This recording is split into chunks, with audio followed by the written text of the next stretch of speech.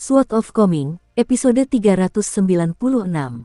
Untuk melihat video selengkapnya, sahabat bisa kunjungi playlist yang telah Sabta Novel sediakan. Yuk mari, kita berimajinasi bersama dan masuk ke alur ceritanya.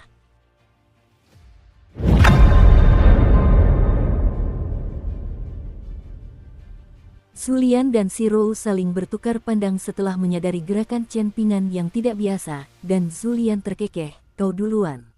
Shirou dengan paksa menekan rasa tidak nyaman di hatinya. Sangat mungkin tatapan orang tua mesum ini akan tetap menjijikkan seperti biasanya bahkan setelah 100 tahun lagi. Suaranya rendah saat dia berkata, "Aku adalah entitas Yin, makhluk yang secara bawaan dibatasi oleh ibu kota negara.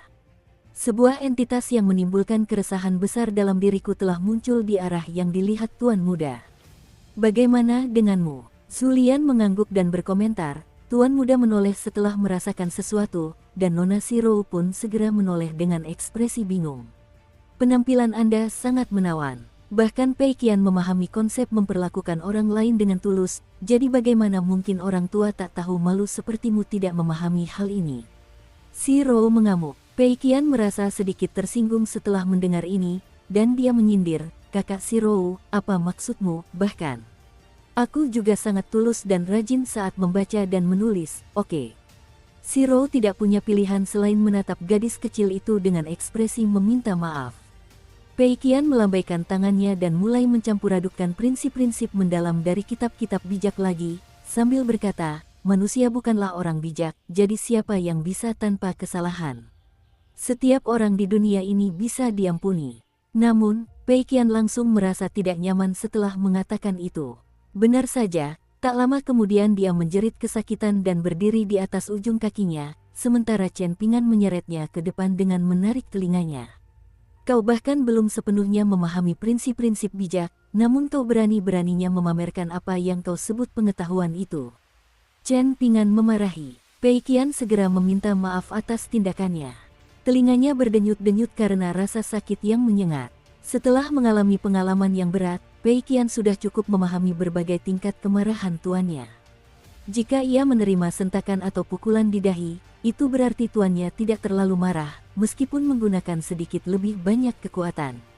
Namun, jika ia menarik telinganya, itu berarti ia benar-benar marah. Jika ia menarik telinganya dengan sangat keras, itu akan menjadi pertanda buruk yang menunjukkan bahwa ia sangat marah padanya. Namun, tidak ada hukuman yang dapat dibandingkan dengan Chen Pingan yang tetap diam ketika marah, tidak memarahi maupun menghukumnya secara fisik. Hal inilah yang paling ditakuti Pei Qian. Chen Pingan menemukan sebuah penginapan yang terletak di wilayah Changle, salah satu wilayah tersibuk di ibu kota. Terdapat banyak toko buku di daerah ini. Namun, terjadi kekurangan kamar yang sangat besar di semua penginapan di ibu kota negara Azure Phoenix, dan hanya tersisa 2 kamar kosong di penginapan tersebut. Terlebih lagi, kedua kamar itu terpisah satu sama lain dan harganya sangat mahal. Ini jelas merupakan penipuan, tetapi pelayan penginapan muda itu berdiri di belakang meja dengan ekspresi angkuh seolah-olah dia menyuruh mereka untuk membayar atau pergi. Pada akhirnya, Chen Pingan memutuskan untuk membayar dan menginap di penginapan ini.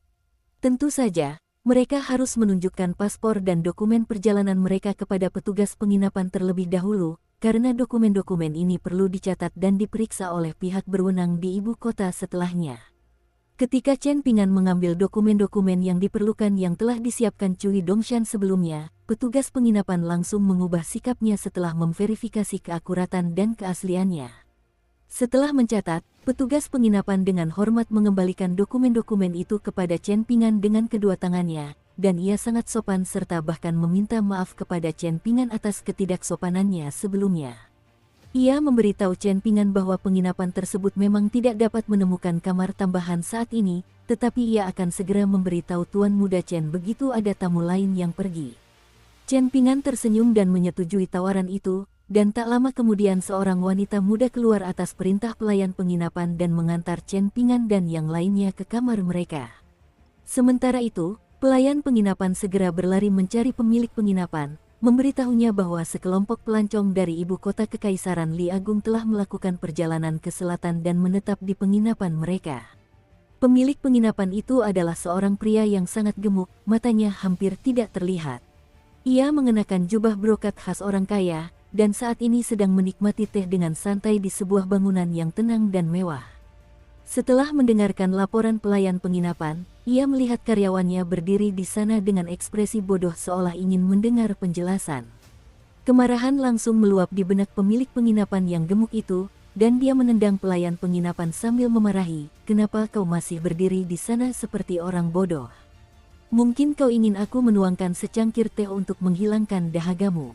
Cepat layani mereka." Astaga! Pasukan kavaleri berat Kekaisaran Li Agung hampir menyerbu Kekaisaran Vermilion bercahaya. Jadi bagaimana jika tamu terhormat kita benar-benar seorang tuan muda dari klan pejabat Kekaisaran Li Agung?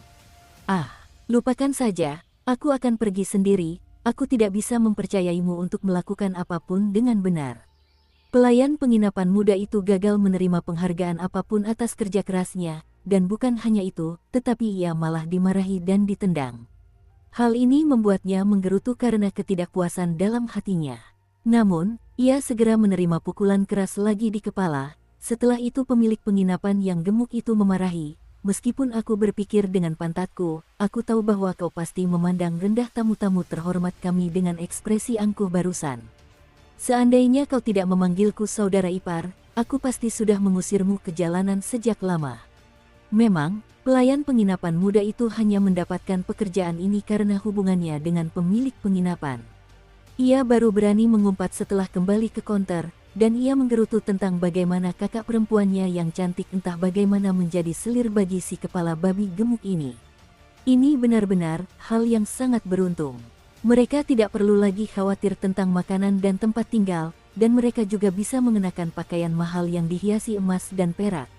Setiap kali kakak perempuannya pulang ke gang kumuh itu, ia akan tampak seperti seorang wanita bangsawan dari istana. Itu adalah pemandangan yang menakjubkan, dan ini juga memungkinkan dia, adik laki-lakinya, untuk ikut menikmati kemuliaan bersama. Pemilik penginapan secara pribadi keluar untuk menyambut Chen Pingan dan yang lainnya, dan ia berhasil memaksa menyediakan kamar lain untuk mereka. Berkat ini, Pei Qian dan Si Rou dapat berbagi kamar. Si Rou tidak perlu tidur, dan malam hari juga merupakan waktu yang paling cocok baginya untuk berkultivasi. Dengan demikian, Pei Qian dapat menikmati tempat tidur sendirian. Chen Pingan khawatir Pei Qian akan takut dengan identitas Si Rou sebagai entitas yin serta tubuh abadi Dumao, jadi dia pertama-tama bertanya padanya apakah dia setuju dengan pengaturan ini. Pei Qian menyatakan bahwa dia tidak keberatan, dan Si Rou tentu saja juga tidak keberatan.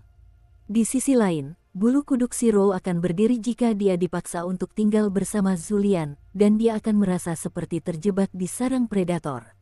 Ada berbagai macam hal kecil dan rumit di dunia ini, dan Chen Pingan sudah terbiasa memberikan perhatian ekstra pada hal-hal tersebut sejak usia muda.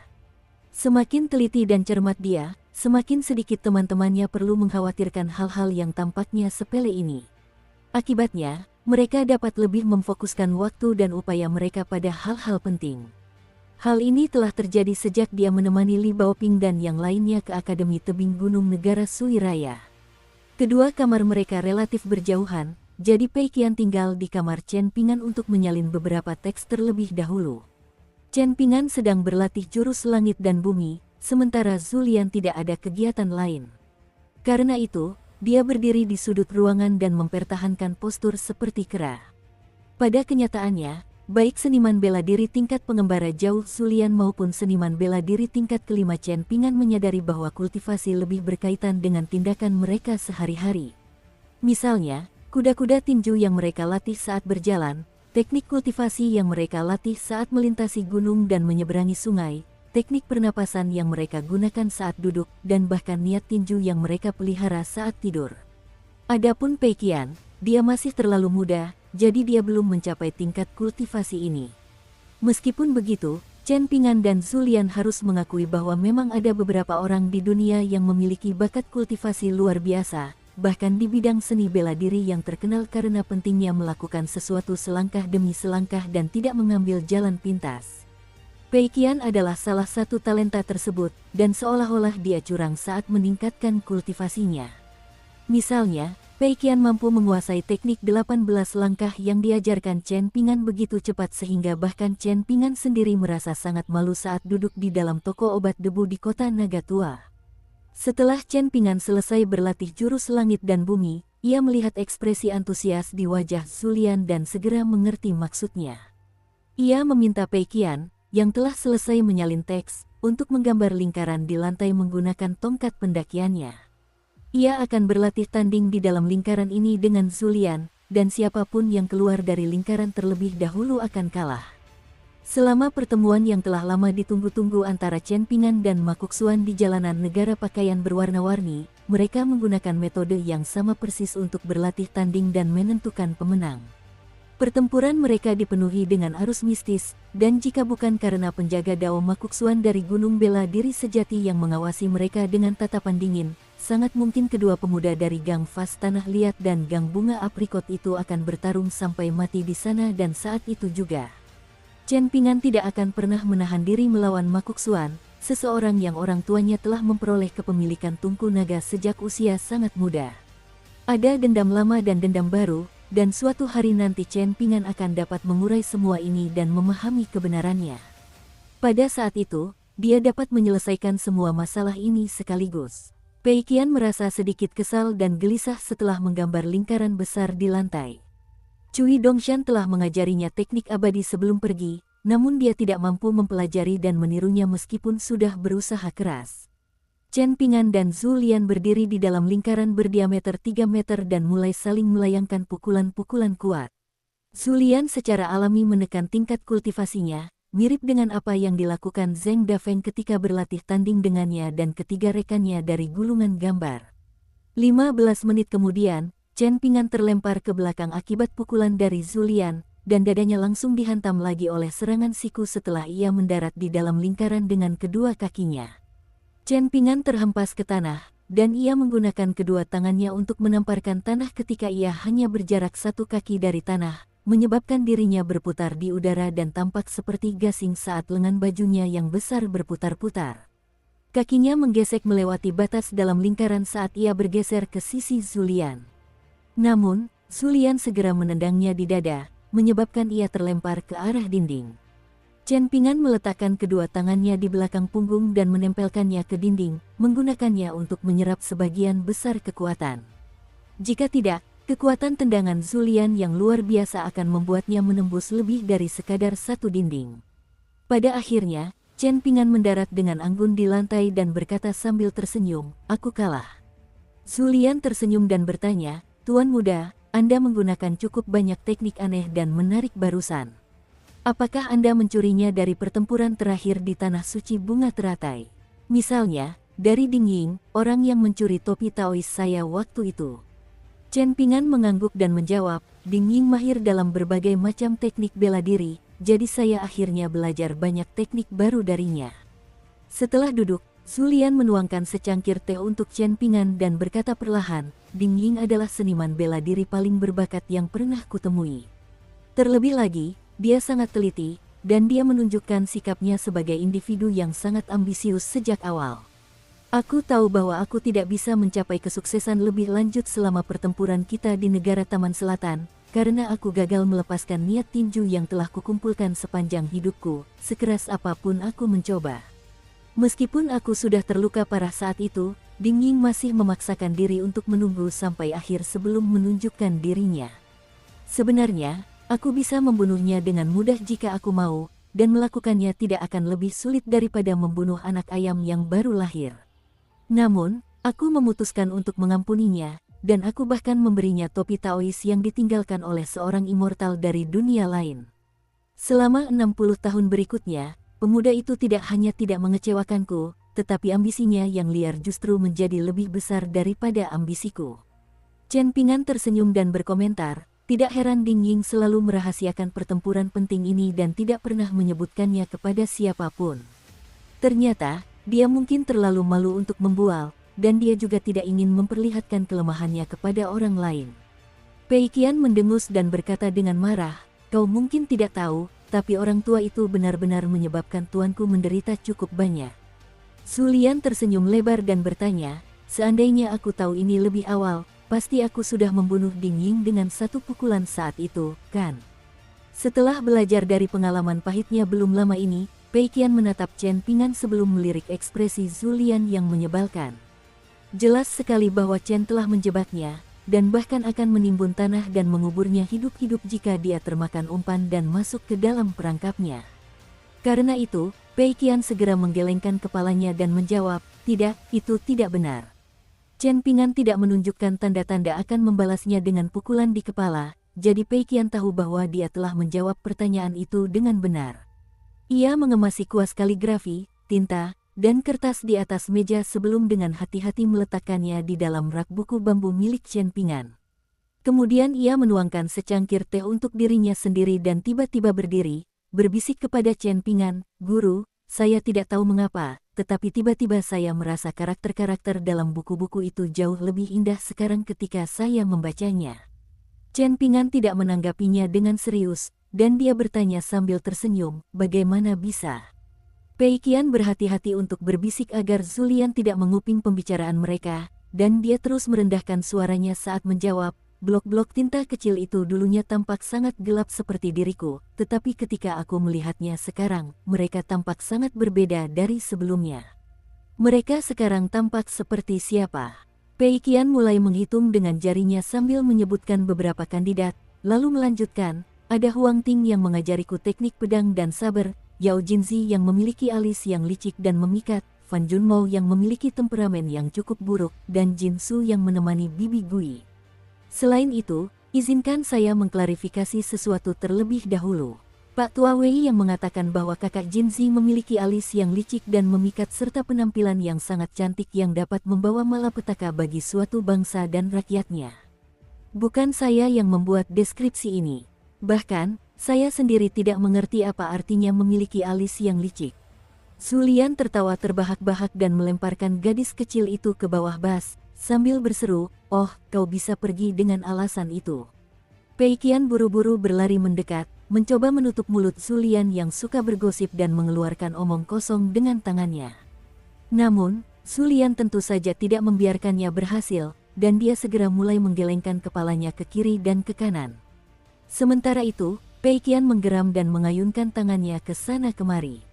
Melihat lelaki tua dan gadis kecil itu kembali bertengkar, Chen Ping'an mengingatkan mereka, "Setelah membeli apa yang kita inginkan di ibu kota, kita akan mengunjungi beberapa tempat terkenal dan paling lama tinggal di sini selama 2 hari lagi. Kemudian kita akan menuju stasiun feri abadi yang terletak di wilayah timur negara Azure Phoenix dan langsung pergi ke Akademi Tebing Gunung Negara Sui Raya." Sambil terus menghindari Pei Qian, Zulian mengangguk dan berkata sambil tersenyum, "Tidak perlu khawatir tentang pelayan tua ini, Tuan Muda. Namun, kita harus berhati-hati dengan gadis kecil yang bandel ini, yang seperti kuda liar tanpa kendali. Kita perlu mengawasinya agar dia tidak menjadi kereta sapi kedua yang menerobos masuk ke semak belukar. Zulian, kau selalu membawa sial bagiku, jadi hati-hati jangan sampai aku serius denganmu." Teriak Pei Qian dengan marah. Zulian hendak menggoda gadis kecil berkulit sawo matang itu lagi, tetapi Chen Ping'an tiba-tiba berkata, "Memang, sebaiknya kau jangan lagi mengundang kesialan bagi kita." Zulian segera mengangguk dan menjawab, "Tuan Muda benar." Pei Qian akhirnya menemukan kesempatan untuk membalas dendam pada Zulian, jadi dia duduk dan memegangi perutnya, menunjuk ke arah lelaki tua itu sambil tertawa terbahak-bahak. "Dan kau masih berani menuduhku memiliki keyakinan yang lemah dan kesetiaan yang goyah. Koki tua, kau bisa pergi sana, hei." Zulian memasang ekspresi serius dan menjelaskan, "Tindakanmu disebut bersikap netral tanpa keyakinan yang teguh, sedangkan tindakanku disebut menyesuaikan diri dengan keadaan seperti orang bijak. Bahkan, orang yang bijak dan tampan." Pei Qian berkedip dan bertanya dengan rasa ingin tahu, "Aku mendengar guru mengatakan bahwa kau pernah menjadi tuan muda yang sangat tampan di dunia asal kami, tanah berkah bunga teratai." Sebelum Zulian sempat memulai cerita panjang lebar tentang pencapaian luar biasanya di masa lalu, Pei Qian sudah memegang perutnya dengan kedua tangan dan membenturkan kepalanya ke meja, sambil tertawa terbahak-bahak, "Pergilah dengan omong kosong itu, ya. Hahaha, kau akan membuatku tertawa sampai mati. Aduh, perutku mulai sakit." Melihat Chen Ping'an juga menahan tawanya, Zulian merasa sedikit sedih. Dukung terus channel YouTube Sabta Novel. Debat besar antara Buddhisme dan Taoisme akan segera berakhir, dan pada saat itulah kaisar dari negara Phoenix Biru diam-diam mengunjungi istana musim panas yang terletak di pinggiran ibu kota. Seorang tamu terhormat akan mengunjunginya di sana, dan meskipun Tang Li adalah seorang kaisar di dunia fana, dia tetap tidak berani meremehkan tamunya. Hal ini karena tamu tersebut adalah Jiang Mao, seorang lelaki tua yang sangat dihormati dari klan Jiang Hutan Awan. Ia bukan hanya seorang immortal tua di tingkat 5 atas yang seperti pilar bagi klan Jiang, tetapi ia juga seorang guru terkemuka yang bertanggung jawab untuk mendidik semua keturunan di klan Jiang. Selain Jiang Mao, ada juga murid langsung klan Jiang yang menikah dengan klan Fu di kota Naga Tua dan kembali berkunjung untuk pertama kalinya. Ia ditemani oleh pelayan tua yang mengikutinya ke klan Fu, dan dikabarkan bahwa ia adalah kultivator pedang tingkat awal dengan kekuatan penghancur yang dahsyat. Ada 2 orang yang berjalan di samping Tang Li, salah satunya adalah Tang Chong, seorang lelaki tua dari keluarga kerajaan yang kepadanya ia dapat menyerahkan kekuasaan sementara tanpa perlu khawatir. Dari segi senioritas, Tang Chong sebenarnya dapat dianggap sebagai paman Kaisar Tang Li. Di masa lalu, ia telah bertukar banyak surat pribadi dengan asisten Menteri Liu Jingting, dan mereka juga terlibat dalam banyak perdebatan satu sama lain. Pada kenyataannya, Tang Li telah membaca semua surat-surat itu. Orang lain yang berjalan di samping Tang Li adalah seorang lelaki tua berhidung mancung. Dia adalah Zhou Lingzi, kultivator nomor 1 di antara semua immortal resmi di negara Azure Phoenix.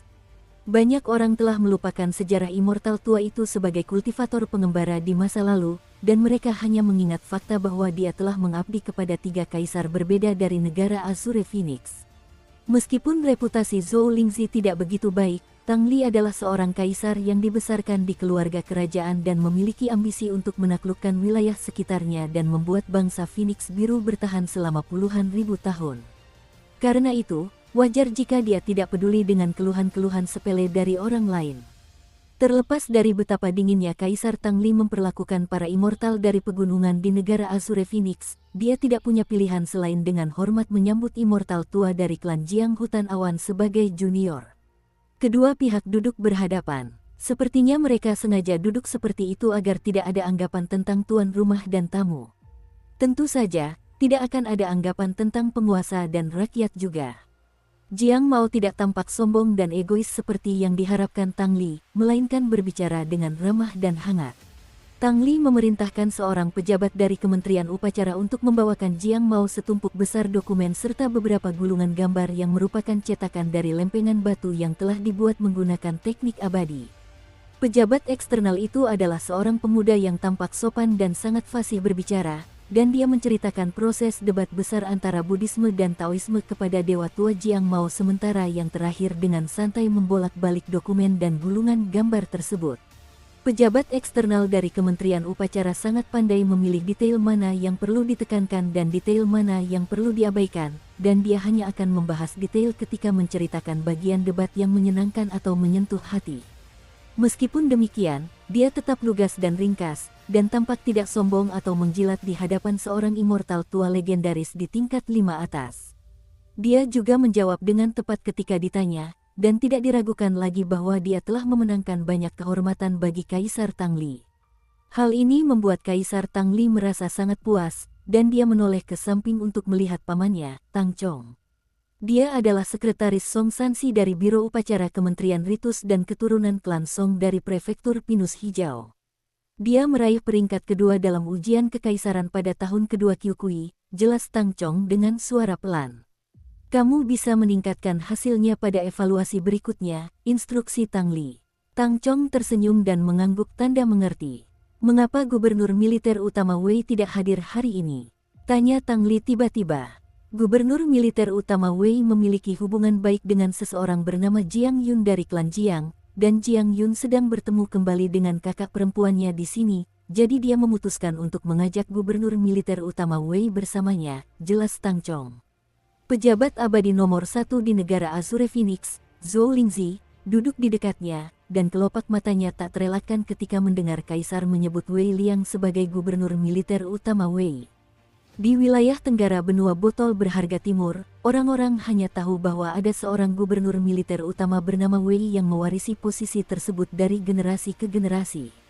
Hanya ada satu keturunan langsung di setiap generasi, namun klan Wei entah bagaimana berhasil menjaga warisan mereka tetap utuh terlepas dari betapa berbahayanya keadaan yang tampak.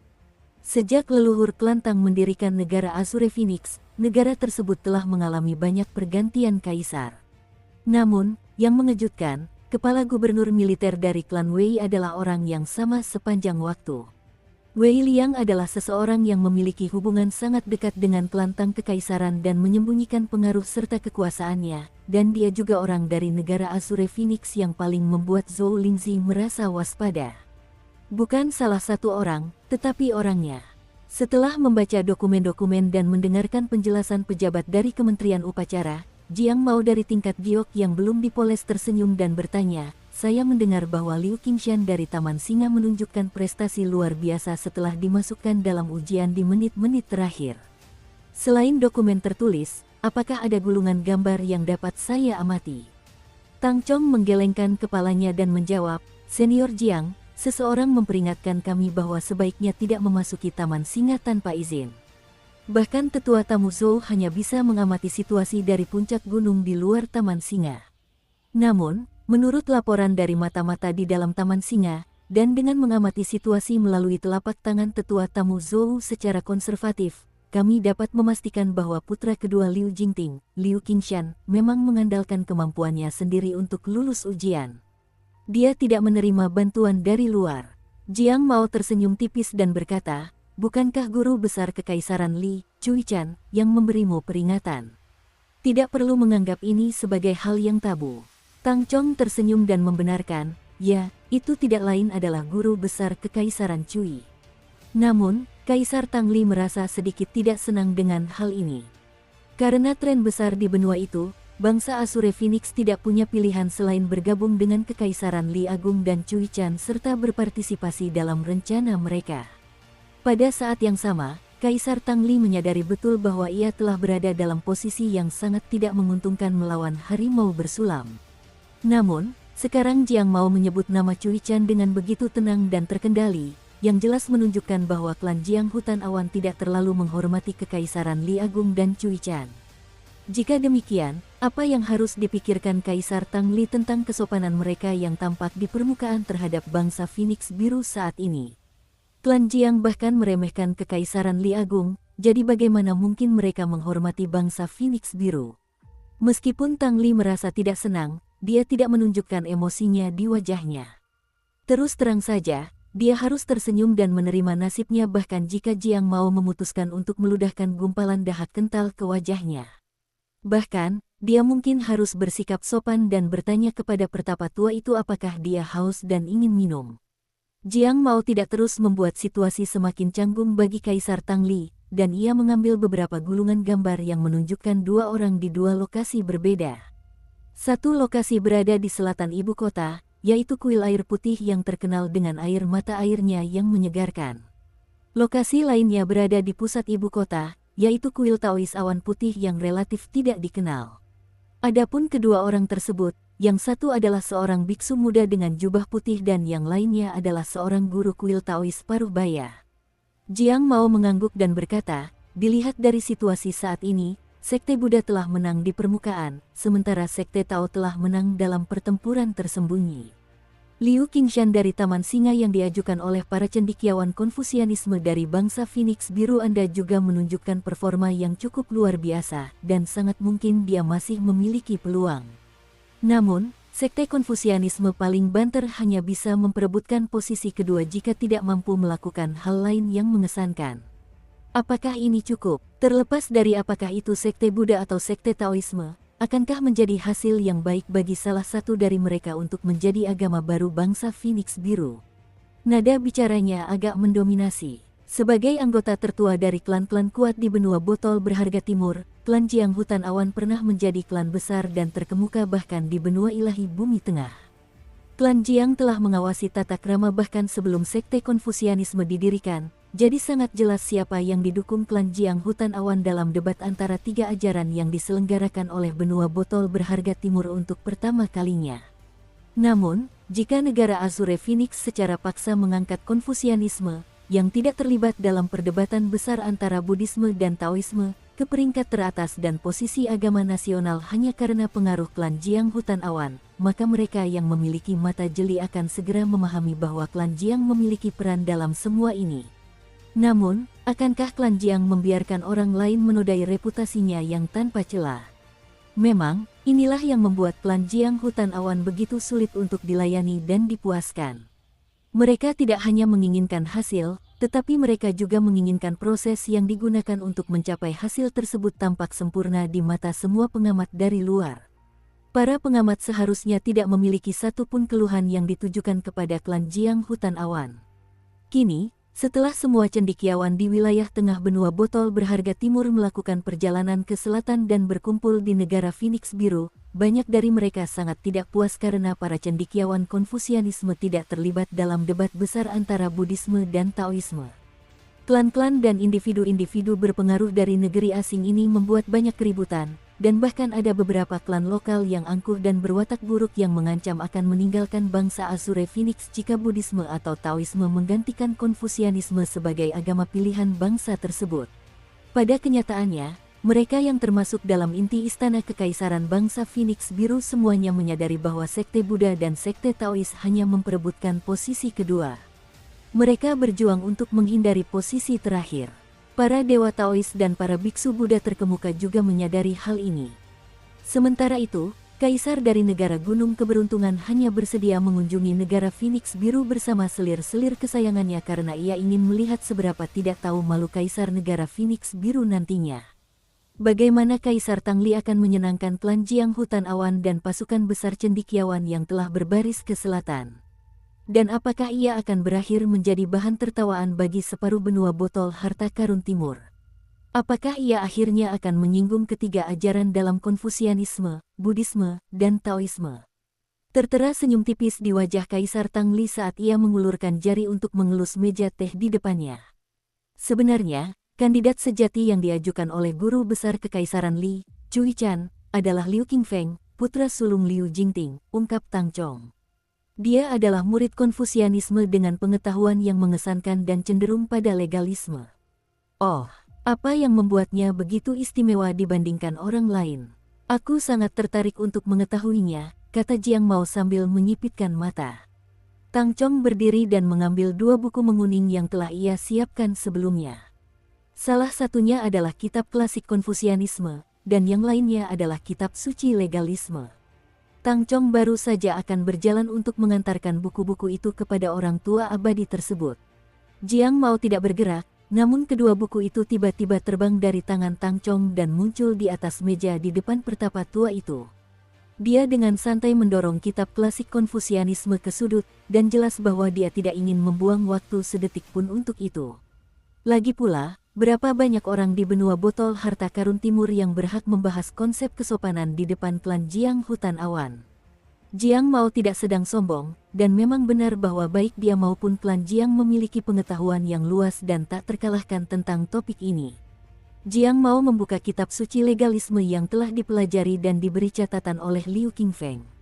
Dia membolak-balik kitab itu dengan sangat cepat, dan ada kalanya dia menunjukkan ketidakpedulian, dan ada juga saat-saat dia mengangguk pelan. Pada akhirnya, pandangannya tertuju pada sebuah kalimat tertentu di salah satu halaman. Catatan di samping kalimat ini kemungkinan besar dibuat pada 3 kesempatan terpisah, dan kalimat aslinya dalam kitab suci berbunyi, tidak menjilat orang yang kamu sukai, tidak menyakiti orang yang kamu benci, berpegang teguh pada hukum baik dalam suka maupun tidak suka, itulah cara utama untuk memerintah suatu bangsa.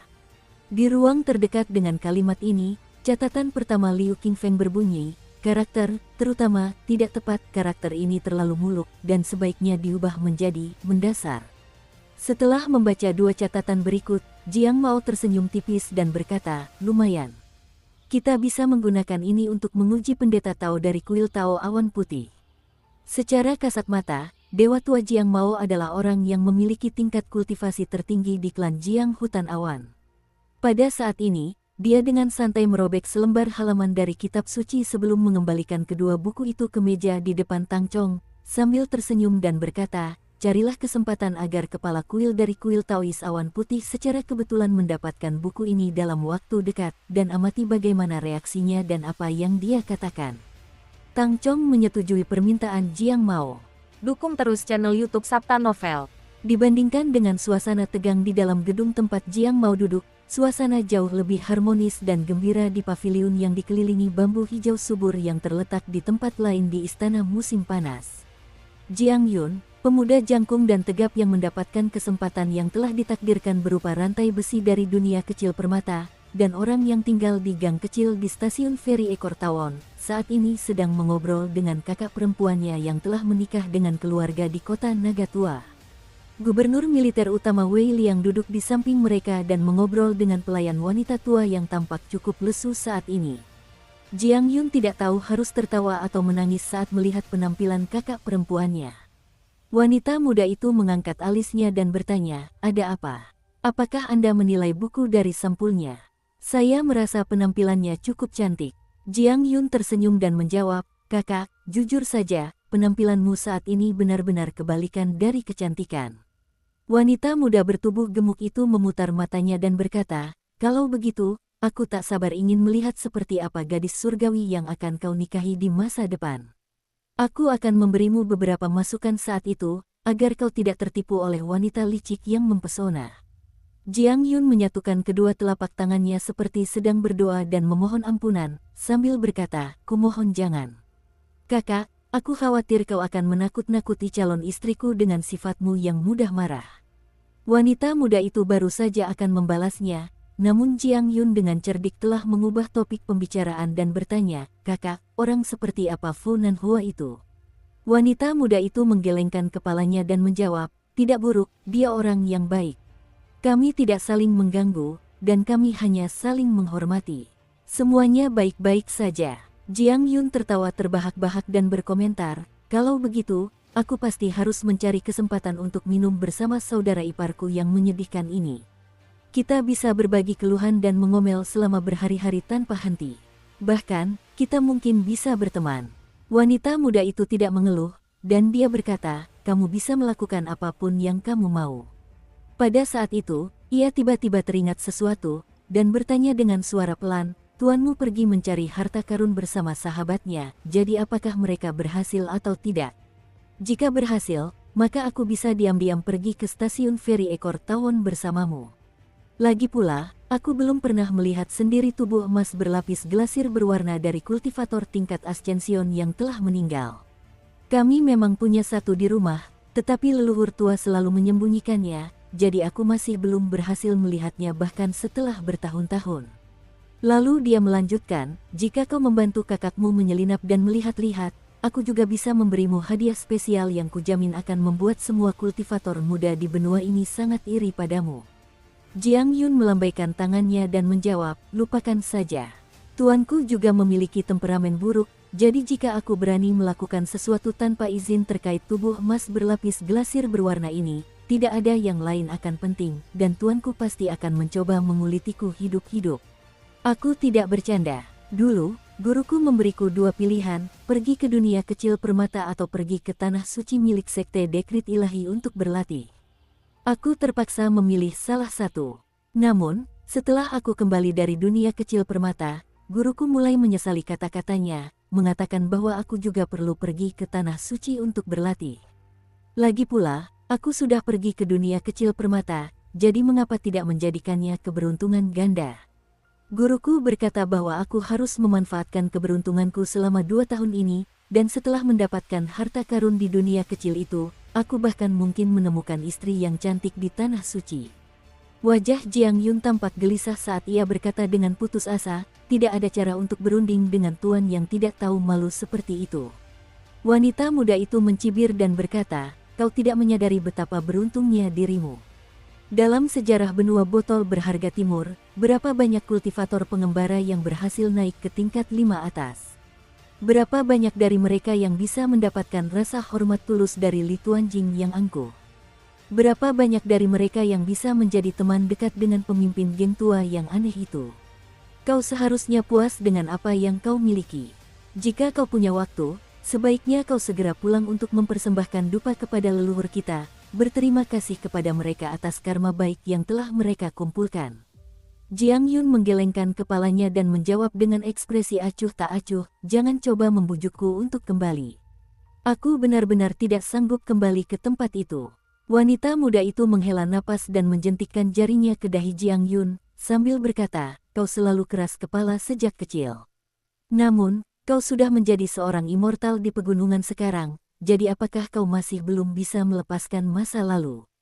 Jiang Yun tidak menjawab. Dia melirik pelayan tua itu, dan kakak perempuannya menggelengkan kepalanya dengan lembut, memberi isyarat bahwa dia tidak seharusnya menanyakan hal itu. Saat keduanya terdiam, Gubernur Militer Utama Wei Liang dan pelayan tua itu secara kebetulan mulai membahas dunia kecil Laut Bambu dan Nyonya Qingshan.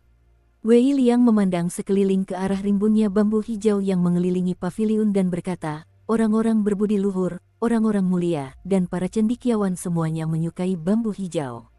Namun, aku ingin menebang puluhan ribu batang bambu jahat ini. Tidak jelas apakah dia serius atau hanya bercanda. Tuan Wei, tidak baik jika Anda mulai menebang bambu di sini dan mengabaikan leluhur kita yang ingin berdebat tentang ilmu pengetahuan dengan Anda, bukan? Tanya kakak perempuan Jiang Yun dengan geli. Wei Liang tersenyum dan menjawab, aku akan terlalu mencolok jika duduk di sana, dan itu akan melanggar tugasku sebagai seorang pejabat.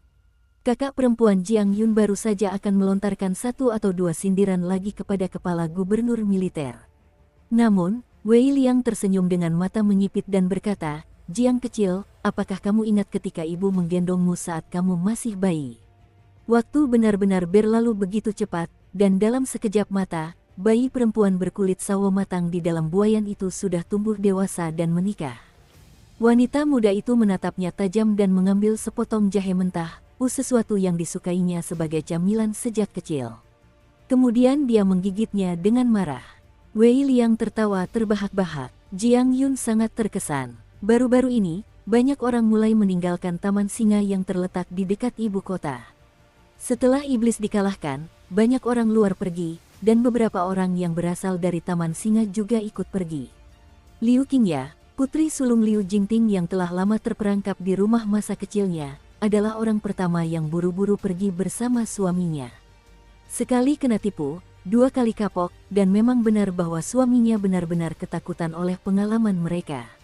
Setelah itu, kedua guru, Fu Sheng dan Bapak Liu, juga pergi bersama-sama. Setelah mereka, disusul oleh putra kedua Liu Jingting, Liu Qingshan, dan biarawati Taois Liu Boqi. Keduanya bersiap untuk memulai perjalanan panjang dengan menunggang kuda, dan mereka berencana untuk melakukan perjalanan ke utara dan mengunjungi Akademi Pemandangan Danau terlebih dahulu. Segera setelah itu, putri bungsu Liu Jingting, Liu Qingqing, dan pelayannya, Zhao Ya, berangkat menuju sebuah kekuatan abadi di pegunungan.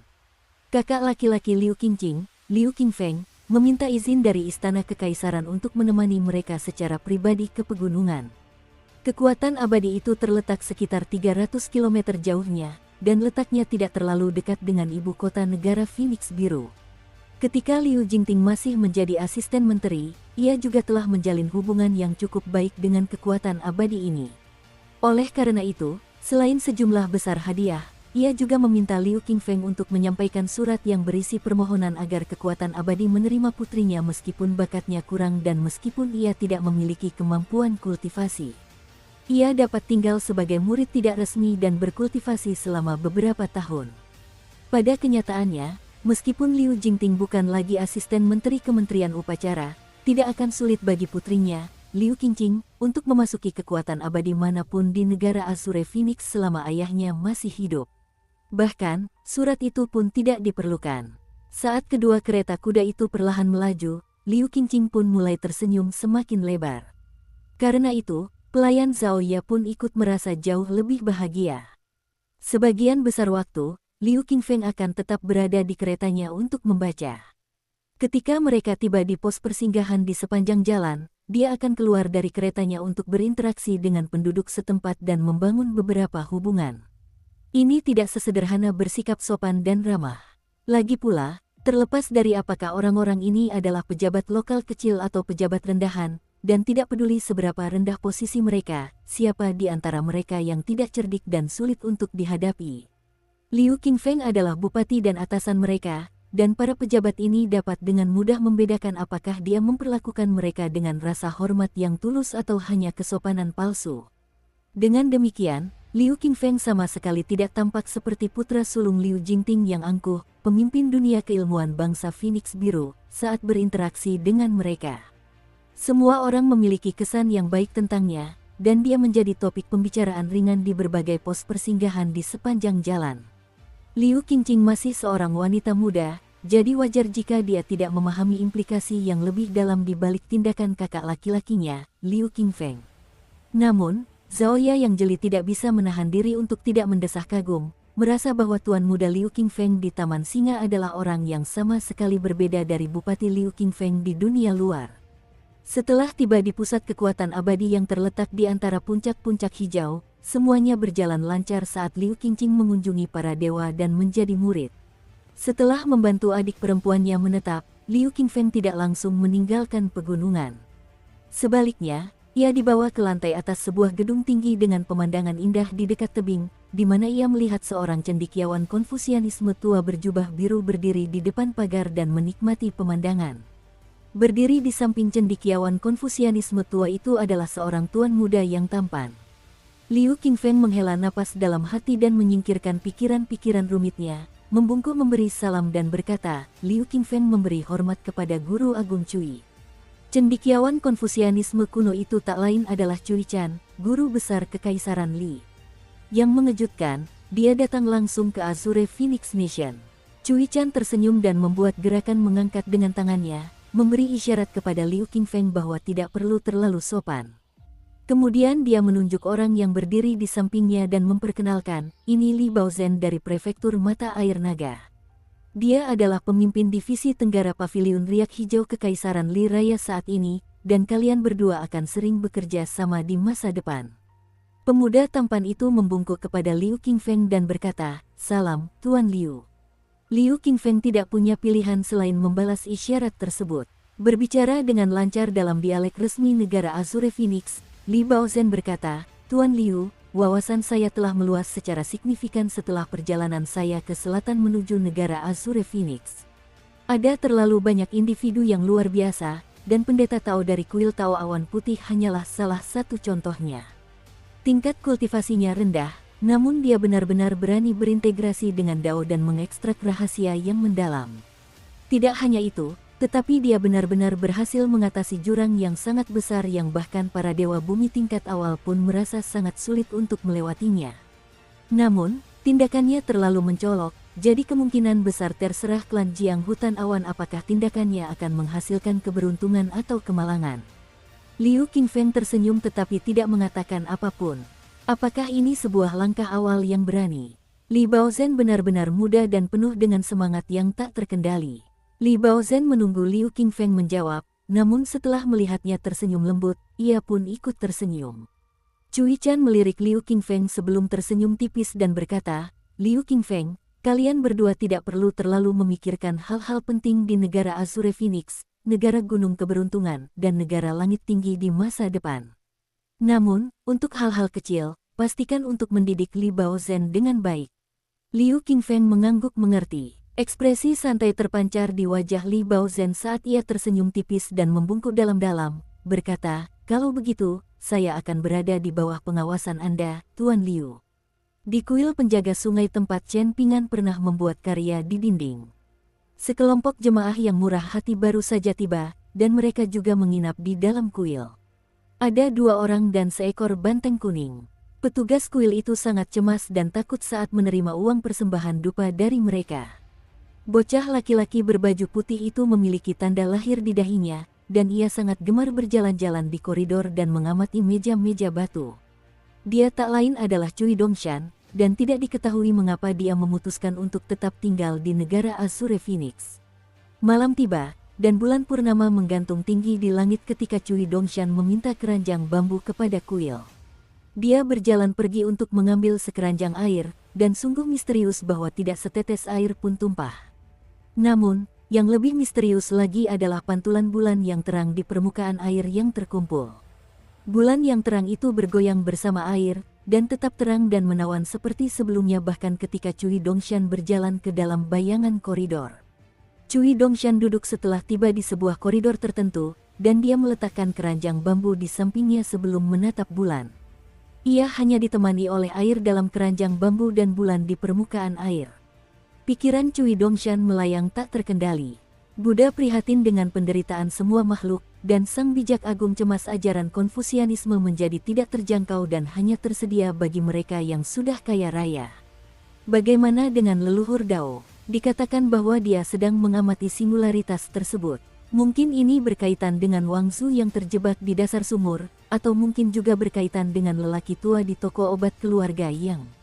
Tentu saja, mungkin juga di mata leluhur Dao yang memiliki kekuatan Dao yang lebih tinggi dari yang bisa dibayangkan, setiap orang di dunia bisa eksis sebagai singularitas itu.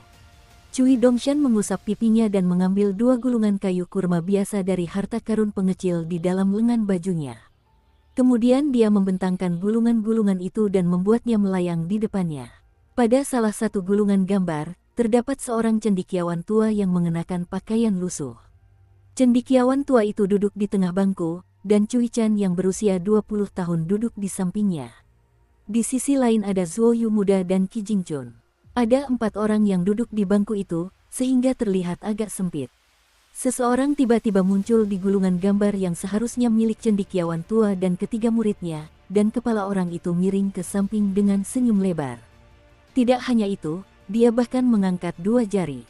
Di bagian lain gulungan gambar itu, terdapat sosok besar yang berjongkok di sudut dengan punggung menghadap semua orang. Pada gulungan gambar lainnya terdapat orang yang kepalanya menembus gulungan gambar pertama. Ia berdiri di tengah dengan kedua tangan terentang, dan Zuo Yu serta Qi Jingchun muda masing-masing memegang salah satu lengan pria itu dan bergelantungan di udara dengan lutut ditekuk. Senyum lebar terpampang di wajah kedua anak laki-laki muda itu. Cui Chan muda berdiri di belakang pria itu dengan senyum yang relatif lebih kalem, tetapi jelas bahwa dia juga tersenyum dengan kebahagiaan yang tulus. Cui Dongshan berpikir dalam hati, kapan lagi dia, Chen Pingan, dan gadis kecil berkulit sawo matang itu juga meninggalkan gulungan gambar seperti ini.